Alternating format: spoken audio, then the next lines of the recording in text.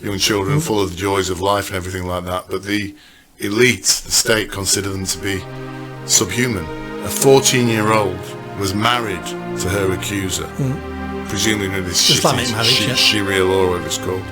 Her social worker attended the marriage. Yeah. But the British state, the British elite, consider these children, these working class girls in northern towns, as Untermensch, underclass basically, a class of person who doesn't deserve any kind of protection or whatever because they're not really worth it. They're a different class type. They're not worth bothering about. They don't deserve protecting or looking after. Do you think that's the view of the elite in London, the ones who are sitting there? We're in the north, aren't we? Yeah. These are our people. I think I grew up in a working class area all until I was 18. This happens all over the country. It's not just a northern problem. It happened in Oxford. Yeah, and I know these. I knew these girls when I was growing up. These young people, and they're like all young children, beautiful people. They're children, young children, full of the joys of life and everything like that. But the elite, the state, consider them to be subhuman almost. I wouldn't go that far. There's many reasons why we have this problem. The first reason is we destroyed the family. The reason why we have a father at home, because he's the protector. If you're going to mess around with that 15-year-old, 12-year-old girl and she's got a father at home, you risk violence. You don't know if he's violent or not, you don't know.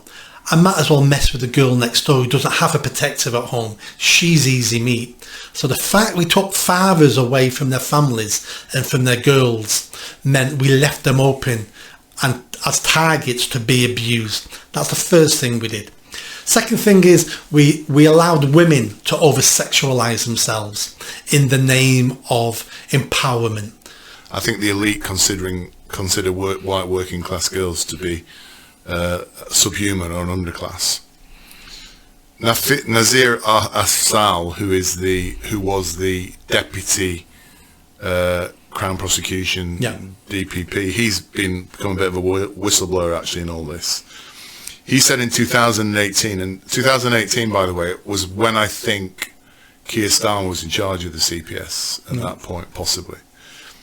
The Home Office sent a circular to police forces, all police forces around the country, saying, one sentence in particular, these young girls have made an informed choice. Yeah. So all these girls, they knew then that these girls were being raped, gang raped in many cases by Pakistani Muslims. They sent a circular to police forces saying these girls have made an informed choice. There was a Times reporter, I think you mentioned his name before, I can't remember his name, he's the one that kind of did it, I think it was in 2011. He broke a big story, yeah. I don't know if you remember his name. I saw it today. He described a situation where a grandfather reported that his 13-year-old granddaughter had gone missing in Rotherham. The police did nothing about it. They were called by another resident in Rotherham at 2 o'clock in the morning, saying she'd heard a girl screaming next door. The police turned up then. They found this 13-year-old girl, Nick, alone in a house with 7 adult Pakistani men at 2:30 in the morning, barely clothed, or semi-naked, drunk. Do you know what happened? Yeah. They arrested the girl. Yeah, for drunk and disorderly. Charged her for being drunk and disorderly. Didn't even ask the question why there were 7 adult men in a house with her. That's an example of what happened. And that's because those officers, scared of being racist, wanted to go to another job, sick of kids causing problems, and are being told that's her lifestyle choice. Yes, they've been sent a memo, haven't they? Yeah, saying that these girls are making an informed choice. I came across something almost identical as that.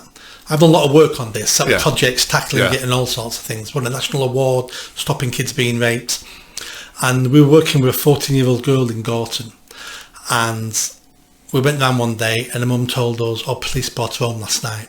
4 o'clock in the morning, the police found her in a city centre at 14 years old in a hotel with 3 Asian men. So I contacted the police. I wanted the crime reference number, and I wanted to know what they were doing with the 3 men. And after a lot of chasing, I found out the police officers involved didn't even take the 3 men's names. Jesus Christ. No record of the 3 men. They turned up, took the girl home, didn't even record the names of the men. The police stop you for dropping litter. The first thing they do is take your name, address, date of birth. Yeah. Didn't even get their names. I put an official complaint in about that. Yeah, that is scandalous. And if you contrast that to what happened during the Southport protests, people arrested for name calling, for tweets, and this is happening at the same time. This stuff is happening. It's just horrific. There's another example was given. A 14-year-old was married to her accuser, presumably in this Islamic marriage, Sharia law, or whatever it's called. Her social worker attended the marriage. Yeah. I mean, this is institutionalized now. This is institutionally deep. The police are involved. Social workers are involved in this. Yeah. Seeing this stuff happening, and nobody's done anything about it. They have done something about it. They attended the wedding because it's all about diversity. It's all about celebrating diversity. This culture marries early. It's not a proper wedding, but it's an Islamic wedding. And how wonderful that this 14-year-old poor white girl wants to join this community. That's amazing. And where the hell is the safeguarding of our children? Diversity takes over. Inclusivity is more important. Not being a racist, being an anti-racist is more important than the gang industrial rape of poor white girls. And it's been going on for decades. And I know you have been heavily involved in this. I've had paedophiles arrested and prosecuted for this. Yeah. Lucy Lowe, this is a girl, a 16-year-old girl. She died with her mother and sister in a house fire, a house that was set on fire by Azhar Ali Mahmood. He came around and set fire to the house. She was pregnant at the time, but she'd already had a child with him at 14. So this guy is systematically abusing this young girl.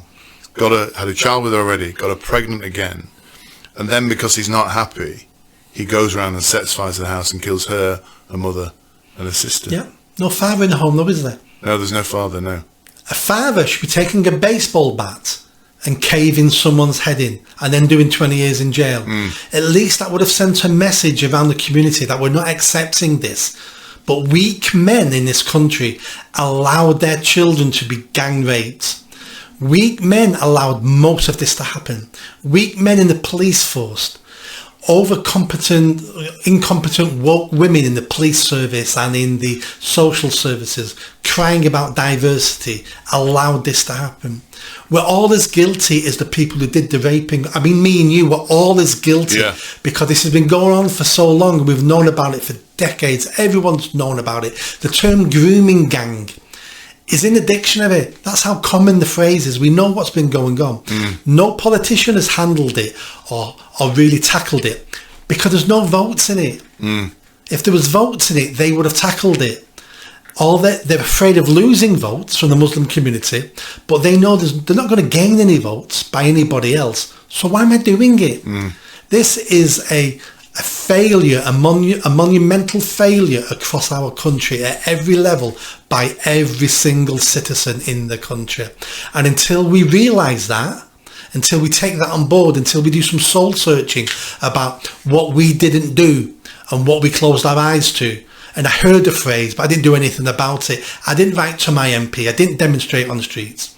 It's only recently there's been demonstration on the streets about this sort of stuff because people were being scared or being called a racist, so they didn't go on the streets. That's their fault. Yeah. We allowed this to happen, and shame on all of us.